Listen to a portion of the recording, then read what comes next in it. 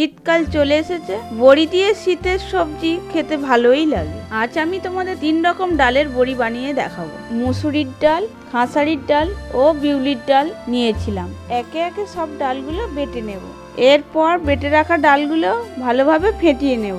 ভালোভাবে ফেটানো হয়েছে কিনা বোঝার জন্য একটা পাত্রে অল্প জল নিয়ে বেটে রাখা ডাল একটুখানি ফেলে দেখব সেটা ভেসে উঠেছে কিনা।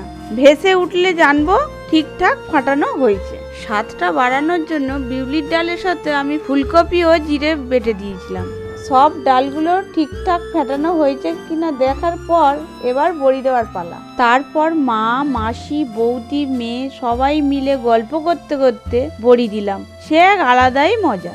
এই বড়ি দিয়ে শুক্তো, মাছের ঝোল, লাউ সবের সাথে ভালো যায়। আবার অন্যদিন এই বড়ি দিয়ে কোনো রেসিপি তোমাদের সাথে শেয়ার করব।